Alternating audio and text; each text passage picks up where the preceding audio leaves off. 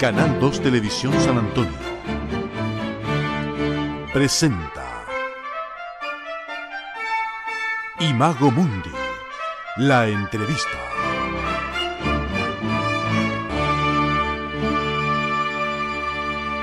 Estimados amigos oyentes del programa Las Crónicas del Domingo de Chilena FM e Imago Mundi de Canal 2 de San Antonio, una semana más les damos la bienvenida a nuestro habitual espacio en que hablamos siempre acerca de la ciencia, acerca de las investigaciones, muy de la mano con la Facultad de Ciencias de la Universidad de Chile. En esta oportunidad contamos con la presencia en nuestro programa de la doctora Claudia Stange Klein, quien es profesora titular, Biología Molecular Vegetal, esa es su área de especialización, y ha estado realizando estudios en la regulación de la síntesis de carotenoides en Dacus carota y su aplicación biotecnológica. No se asusten con esto porque en instantes vamos a saber los significados, obviamente, con detalle de toda esta investigación, así que por mientras damos la bienvenida a la doctora Stange. ¿Qué tal, doctora? Bienvenida a nuestro programa. Hola, mucho gusto. Bueno, primero que todo nos gustaría conocerla, ¿no es cierto?, para que nos cuente acerca de su especialidad, ¿no es cierto?, cómo se involucra con la Facultad de Ciencias de la Universidad de Chile y en qué está usted en estos instantes, qué es lo que está realizando en cuanto a estudios. Bien, muchas gracias también por la invitación, la oportunidad aquí de conversar con las personas, de la comunidad y transmitir, compartir lo que nosotros hacemos en la Facultad de Ciencias de la Universidad de Chile. Así que es un gusto para mí. Lamentablemente tengo la conexión de internet un poco mala, entonces se me va a cortar de repente, así que ojalá que eso no interfiera con lo que yo estoy contando. Bueno, mi labor en la Facultad de Ciencias comenzó hace 15 años atrás cuando llegué, en el 2005, 16 años ya. Y empecé una línea de investigación nueva que tiene que ver, como tú mencionaste, de la regulación de la síntesis de carotenoides en Dacus carota. Puede sonar muy así abstracto, pero en realidad es entender cómo se sintetizan los pigmentos naranjos que se producen en la zanahoria. Eso es lo que significa, ¿ya? Junto con eso, con esa línea de investigación, empecé también a desarrollar mi interés por la biotecnología y en vincular esta investigación básica de la zanahoria para transmitirla, para aplicarla a algún alimento, ¿sí?, que pueda llegar en algún momento a ser consumido por la gente, ¿sí?, para que nuestra investigación, en el fondo la mía, llegue a las personas. Ese también es algo que a mí me motiva. Voy a hablar ya de mi investigación, pero también hacemos mucha docencia en la facultad. Hacemos clases a distintas carreras. La Facultad de Ciencia alberga 9 carreras, es mucho eso. Hay 5 carreras que son profesionales, hay 4 licenciaturas, están las pedagogías, hay 2 pedagogías, y yo hago clases especialmente a una que es de Ingeniería en Biotecnología Molecular y a la licenciatura en Biología. Hago clases de Fisiología Vegetal y clases de Biotecnología Vegetal. Y en clases en el doctorado también, y algunas clases en otras asignaturas. Además, guío la tesis de estudiantes de pregrado y de posgrado en sus tesis y las unidades de investigación. Si quieren, les cuento ahora de qué se trata la investigación que hago. Sí, doctora. Antes de eso sí nos gustaría un poco que nos contase precisamente cómo llega usted, por qué nació este interés precisamente de estudiar esta materia en particular dentro de la biología. Ya, ¿qué es lo que me motivó a estudiar esta línea de investigación? Eso, mira, nació porque una vez que obtuve el grado de doctor, el 2004, me contrataron en la Universidad del Desarrollo para hacer docencia e investigación, pero tenía que ser en el área de la fitoterapia, es decir, plantas aplicadas a la medicina. Entonces empecé a buscar, porque yo también quería trabajar en pigmento. Yo venía de una área en la que desarrollé mi tesis de doctorado en interacción planta-patógeno, o sea, entender cómo las plantas se defienden a los patógenos. Y quise cambiar, no seguir con esa línea. Y encontraba los pigmentos maravillosos porque las plantas producen distintos niveles de pigmento y tienen cualidades muy importantes. Bueno, y de ahí surge entonces el tema de estudiar los carotenoides, que son estos pigmentos amarillos, naranjos y rojos, que están en fruta, en verdura, en flores y en algunas raíces como la zanahoria. ¿Por qué estudié eso? Porque tienen una importante función en la salud humana. Entonces fue por eso que llegué a la zanahoria. O sea, llegué a los carotenoides por ese motivo. ¿Y por qué llegué a la zanahoria? Porque es un alimento ampliamente consumido. Siempre nos dicen que hay que comer zanahoria para la visión, que es muy sano. Sí, es la hortaliza que está en el número 10 de consumo a nivel mundial. Los primeros es el tomate, la lechuga, el choclo, no me acuerdo, el pepino, el zapallo italiano. Bueno, entonces, y después, a pesar, o sea, también porque es muy consumido, ¿sí? Me interesó, a nivel biológico me interesó. Porque los carotenoides, como te mencionaba, son estos colores, ¿ya? Que están, por ejemplo, el mango es muy rico en carotenoides, el zapallo, el tomate es muy rico, el licopeno es el rojo del tomate, por ejemplo. Son muy saludables porque son moléculas antioxidantes y son provitamina A. Los mamíferos no podemos producir nuestra propia vitamina A, las personas. Entonces tenemos que incorporar en nuestra dieta alimentos que tengan carotenoides. Por eso se decía mucho de la zanahoria para la visión, porque la vitamina A tiene un rol muy importante en la visión. Una deficiencia de vitamina A causa ceguera. Y hay muchos países en el mundo, hay que leer la página web de la UNICEF, está todo esto. Muchos países en el mundo, varios en América del Sur, que tienen deficiencia en vitamina A, otros en China, en la India, ¿sí? En Asia hay muchos países. Y eso causa ceguera y muerte de niños, como de 100.000 niños al año, no me sé bien la cifra. Y eso es dramático. Afortunadamente en nuestro país no hay problema. Basta que uno se consuma 100 gramos, por ejemplo, basta con una zanahoria pequeña para tener la dosis necesaria diaria de vitamina A o de carotenoides provitamina A. ¿Ya? Hay otros alimentos también ricos en carotenoides. El kale, por ejemplo, la espinaca. Ustedes dirán, oye, pero si eso es verde, eso no tiene... Ya. Pero lo que pasa es que lo verde, que es la clorofila, enmascara los carotenoides, pero también están. ¿Sí? Bueno, interesante lo que usted señala, doctora, porque uno siempre asumía esto de la zanahoria que era buena para la vista, casi como de la cultura popular, pero usted evidentemente lo está diciendo con una enorme base científica. Claro, y no solamente para la visión. La vitamina A es necesaria para el desarrollo de los huesos, para elevar el sistema inmune.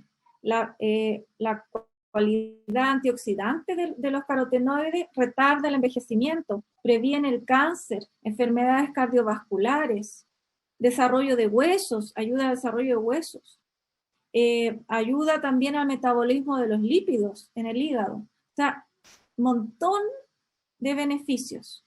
Y en este momento, doctora, su línea de investigación, como decíamos, va justamente con eso. ¿Qué es lo último que se ha descubierto en esta materia y de qué manera, por supuesto, incide, por supuesto, en la calidad de vida de las personas y frente a todos los problemas que hoy día tenemos, frente al cambio climático, por ejemplo, frente a la alimentación, frente a un montón de cosas que hoy día son complicadas para la salud?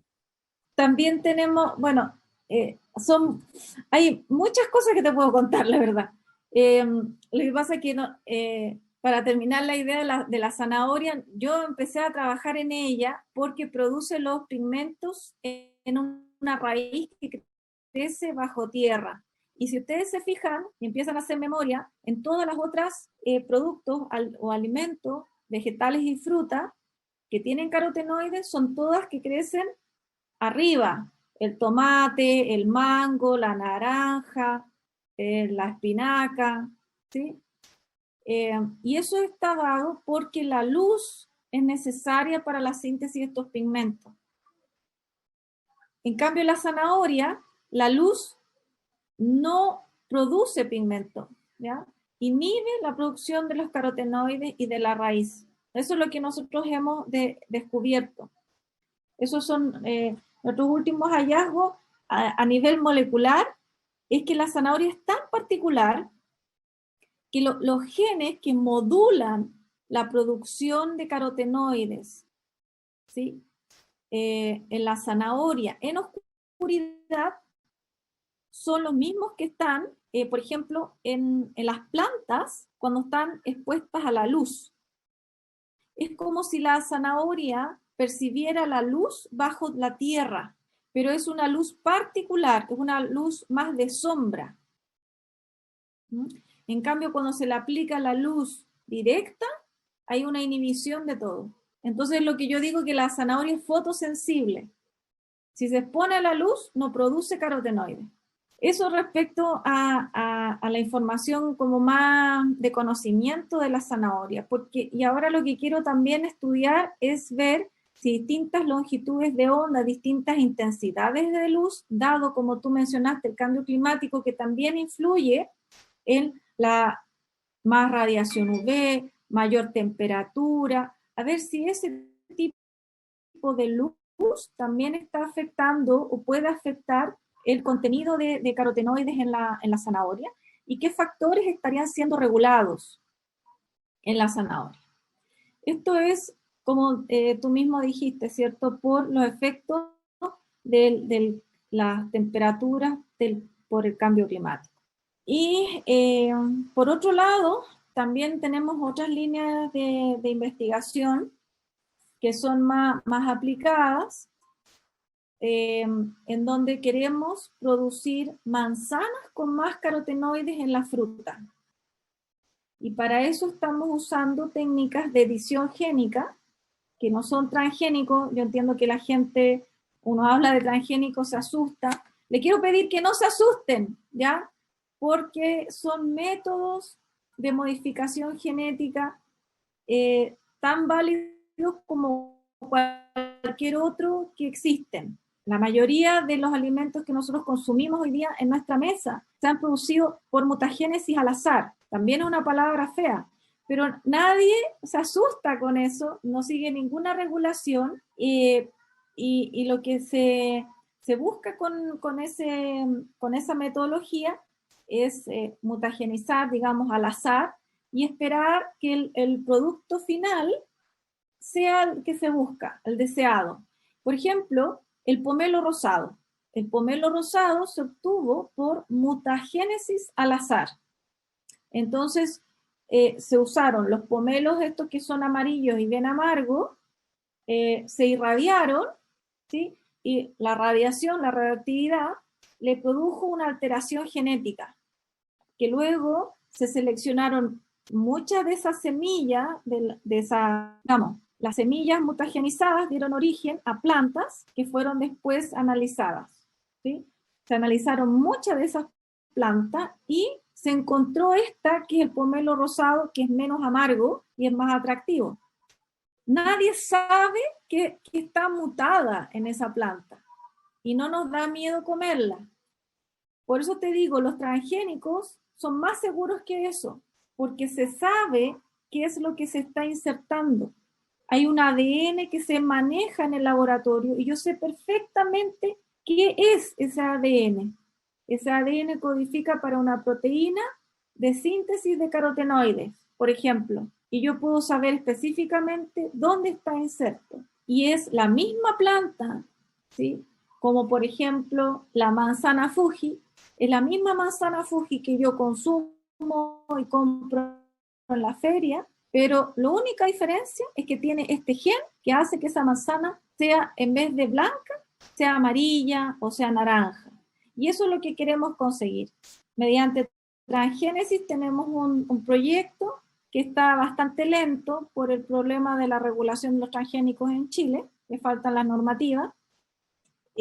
Así que estamos haciendo edición génica.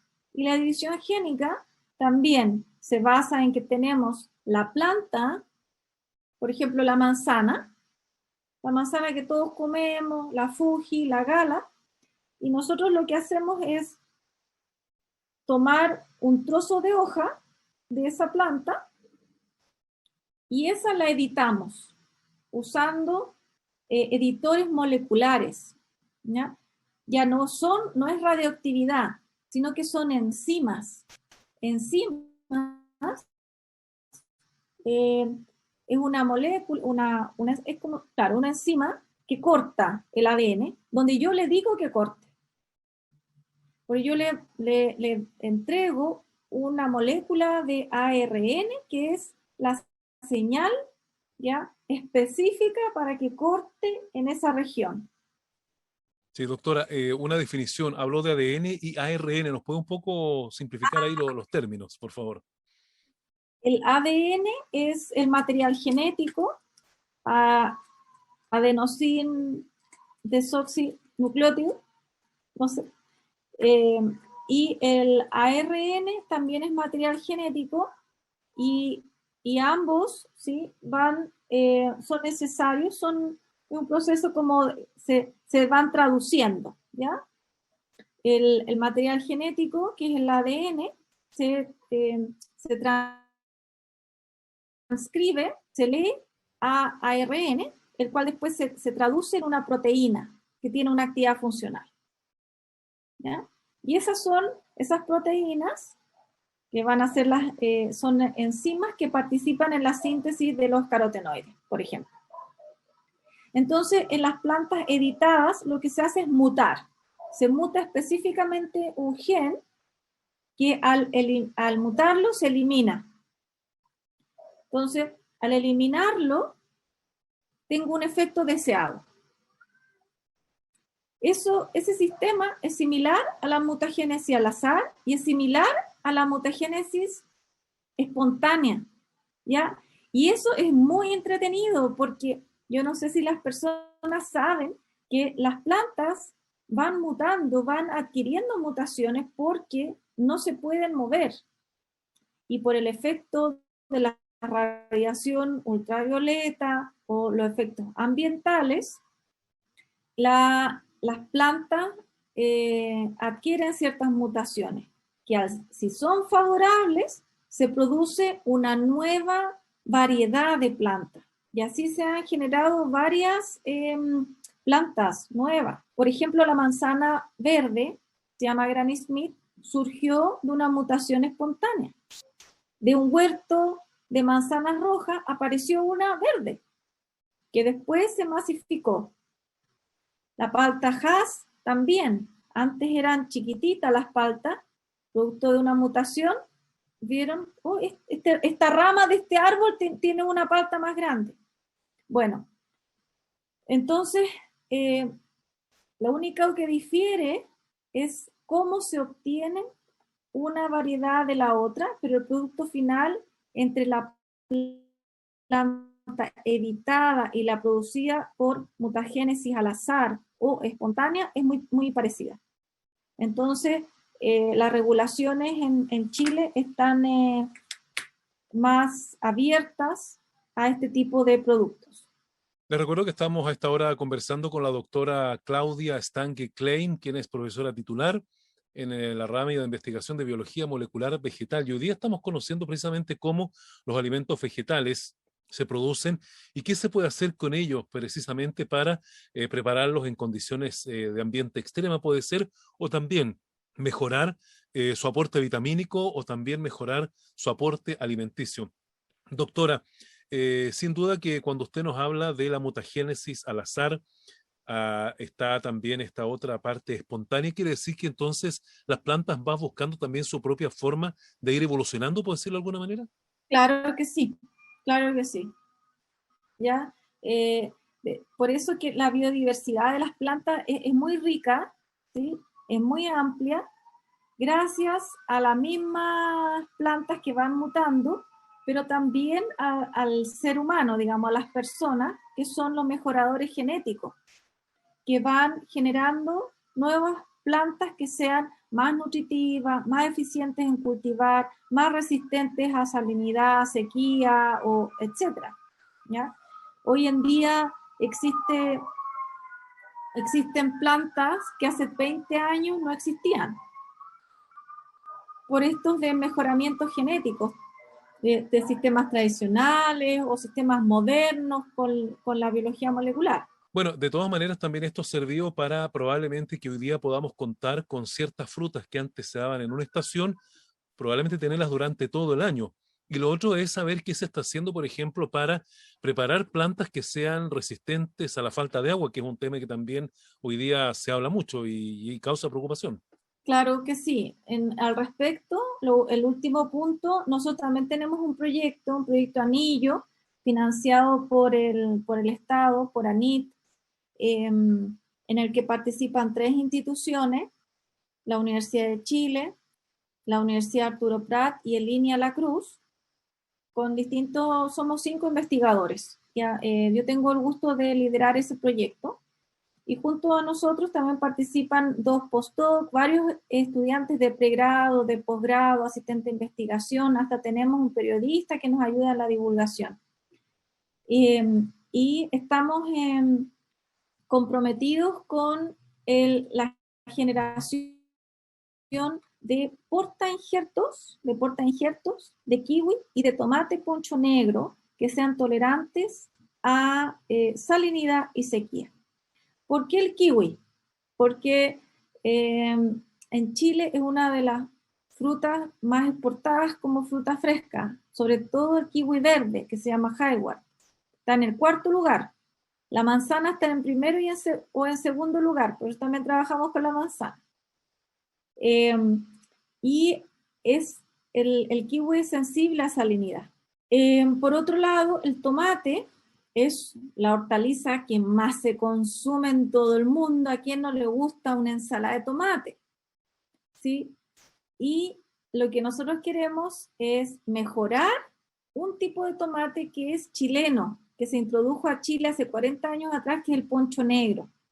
Y el poncho negro es un tomate muy rico, pero blando, ¿sí? Tiene, como se llama, pues cosecha no muy buena, pero es tolerante a sequía. Entonces queremos hacer los patrones, ¿ya? Los portainjertos más tolerantes a sequía. ¿Qué es un patrón? ¿Ya? El patrón o el portainjerto es aquella parte de la planta que aporta la raíz, ¿sí? Muchas plantas hoy en día se injertan.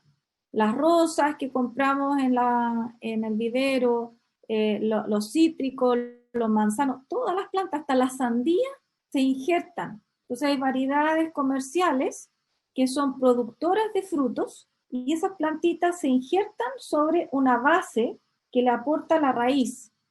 Y esta planta que aporta la raíz le da propiedades fabulosas de captación de agua, de nutrientes, tolerancia a salinidad, sequía y así.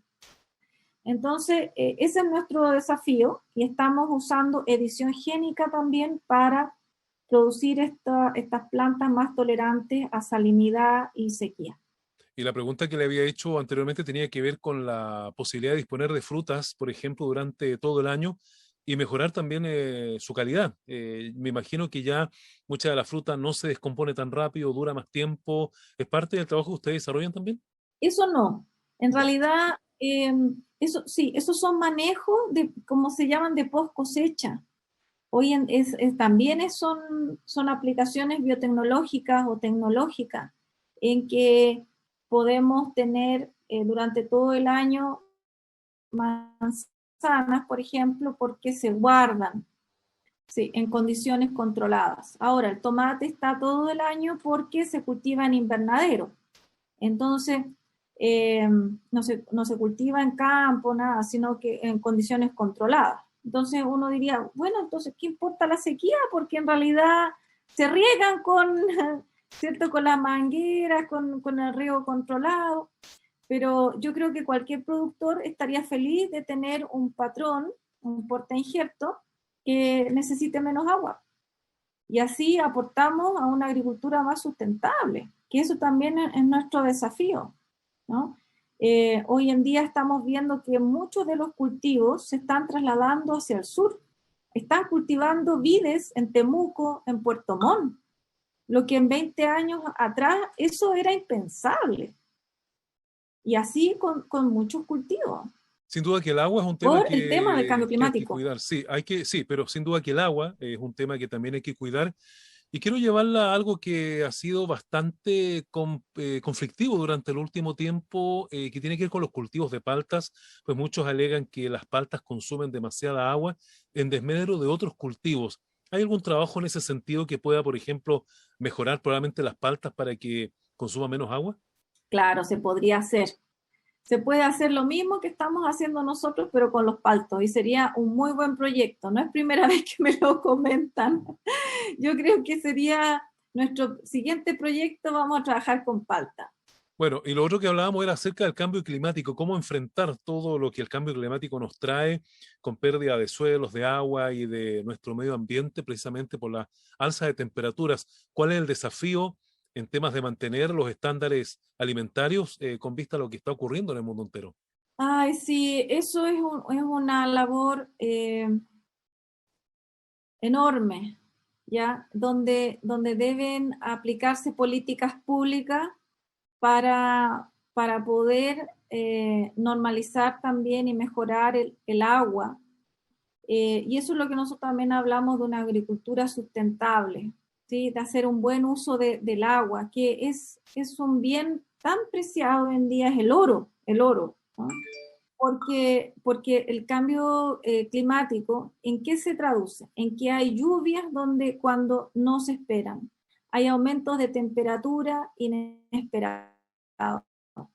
Eh, o hay menos lluvias. Por ejemplo, se ha pronosticado que va a subir entre 2 a 6 grados la temperatura en Chile de aquí como a 30, entre 30 y 40 años. Y eso es muchísimo, es muchísimo. Es un estudio que hizo un investigador de la Universidad de Chile, Manuel Paneque, y él también pronosticó que iban a bajar un 60% las lluvias en la zona central y aumentar las lluvias en los extremos del país. Bueno, todos estos efectos, imagínate, el área cultivable en el mundo está sumamente reducida, está afectada en un 50% más o menos por salinidad y sequía. Y en América Latina en un 64%, mucho más. ¿Y eso qué causa? Causa hasta un 50% de pérdida en la productividad de las plantas, de las cosechas, el trigo, tomate, lo que consumimos, los cereales, la fruta, y afecta el crecimiento de las plantas y también el desarrollo de las raíces. O sea, en todo aspecto se afectan las plantas por la falta de agua y cuando la tierra también es muy salina. Ahora nosotros estamos haciendo, justamente dentro de este proyecto Anillo, estamos, por un lado, identificando genes que sean reguladores negativos del estrés, de la defensa del estrés salino y de sequía. Porque dentro de las plantas, como te decía, ¿cierto? Como no se pueden mover, tienen mecanismos para sortear estos eventos adversos, ya sea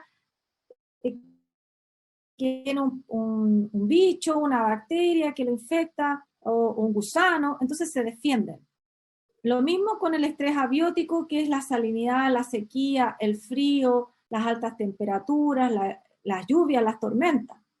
Entonces, las plantas tienen mecanismos, y esos mecanismos son pro defensa y hay otros que son antidefensa, porque tiene que haber un equilibrio, ¿ya? No siempre tiene que estar encendido el sistema de defensa, ¿eh? Es como si siempre estuviéramos apagando un incendio en una casa que no se está incendiando. Entonces, hay algunos genes, ¿sí? Algunos factores o proteínas que apagan estos incendios, ¿sí? Entonces lo que nosotros queremos es apagarlos para que la planta, por lo menos en esa zona, sí esté activando la defensa a la salinidad y a la sequía, ¿no? Entonces esa planta en condiciones adversas va a ser más tolerante, por lo tanto va a ser más robusta. Ya, entonces ya hemos elegido algunos de esos genes claves para poder editarlos con esta técnica del CRISPR-Cas, que quizás alguien la habrá escuchado porque las investigadoras ganaron el Premio Nobel de Química el año pasado. Y también estamos evaluando otra cosa muy entretenida, que es hacer biomoduladores, bioestimulantes basados en extractos vegetales y en bacterias promovedoras de crecimiento. Porque hay algunas bacterias que habitan el suelo que son buenas, ¿sí?, para las plantas, ¿ya? Hay algunas que son, por ejemplo, las pseudomonas, sí, hay unas pseudomonas, hay unas bacterias que se llaman subtilis, tricodermas, que son buenos porque promueven el crecimiento de las plantas. Y también hay algunas moléculas vegetales que, como los carotenoides, que al ser antioxidantes también protegen a la planta. Entonces estamos haciendo ahora un ensayo que lo está haciendo Francisca Parada, que es postdoc del proyecto. Entonces estábamos viendo dos cosas. Una, en tomate, en el laboratorio, sometido a salinidad, y otro sometido a sequía, y después lo recuperamos. O sea, después de 20 días le agregamos agua y vemos qué pasa. Y increíble que las plantas que están en salinidad son más chicas, tienen las hojas más chiquititas, más verdes, florecen más tarde y dan frutos más tarde. Las que pasaron por una etapa de sequía, hay algunas que se mueren, pero las que sobreviven se recuperan bien. Y evaluamos una de estas moléculas, que es una molécula vegetal, y al aplicarla a la planta, vemos que efectivamente la planta se protege frente a estos estreses. Así que estamos contentos con esos avances. Bueno, doctora, sin duda son importantes los avances que hoy día usted nos ha contado, nos ha dejado al día prácticamente en qué está toda esta investigación para mejorar la fruta, las plantas, los alimentos que vienen de la naturaleza y cómo enfrentarlos ante un cambio climático, ante la sequía, falta de agua. Y con todo esto, ¿cuáles son las expectativas futuras? ¿Qué nos depara el futuro respecto de toda esta investigación que usted desarrolla en términos biotecnológicos y, por supuesto, en todo lo que tiene que ver con la biología molecular vegetal? Bueno, respecto al proyecto que nosotros estamos llevando a cabo, esperamos en 3 años más, por lo menos, tener los portainjertos de tomate y de kiwi, que puedan tener acceso los pequeños y medianos agricultores para poder usarlos en sus cultivos. También esperamos tener en 1 año o 2 años más algunas plantas de manzanas seleccionadas que estén editadas y que no sean transgénicas, para que la regulación de su comercialización sea más simple y que podamos llevarlas a campo. Una vez en campo hay que esperar de 3 a 5 años para ya seleccionar aquellas que definitivamente puedan llegar a mercado. Y en cuanto a la investigación básica, bueno, cuando uno descifra o descubre algo, se abren 3 o 4 nuevas preguntas. Así que es una historia sin fin, pero muy, muy entretenida y apasionante. Bueno, doctor, esperamos que le siga yendo muy bien con la investigación. En unos años más nos aporte más información de lo que se ha investigado, pero por ahora sí le agradecemos mucho que haya participado en nuestro programa y sobre todo con toda esta información tan importante, sobre todo para los campos, para la agricultura, de la cual tanto depende el ser humano. Así que muchas gracias por haber estado con nosotros y le dejo nuestros medios para que quiera comentar algo que a lo mejor no le preguntamos o alguna conclusión que usted quiera hacer. Los invito a todos a que sigan nuestro Instagram, Planta Conciencia. Yo también tengo Instagram, así que encantado si me siguen. Estoy posteando constantemente nuestros hallazgos del proyecto sobre el tema del cambio climático. Nos ayuda también nuestro periodista, Ignacio Moraga, en el Planta Conciencia. Y eso, pues. Todo en pos de divulgar, de dar a conocer nuestros resultados del proyecto y también de cómo podemos proteger la tierra, ¿no? Hace poco fue el Día de la Tierra, proteger nuestra agricultura, proteger la tierra, hacer un buen uso del agua. Cada uno puede aportar en la casa con un granito de arena, no dejar correr el agua demasiado cuando se está lavando los dientes, cuando se calienta la ducha, poner un balde y con eso se riegan las plantas. Lo mismo al lavar la loza, hay tantas cosas que uno no piensa, pero sí puede hacer mucho. Perfecto, doctora, muchas gracias por estar con nosotros. Gracias a ti. Bien, hemos conversado sí con la doctora Claudia Stange Klein, quien es profesora titular de la Facultad de Ciencias de la Universidad de Chile, especializada en biología molecular vegetal, que nos ha acompañado una semana más en nuestro programa que ya ahora llega a su fin. Y como siempre, les agradecemos a ustedes. La sintonía será hasta la próxima semana. Canal 2 Televisión San Antonio presentó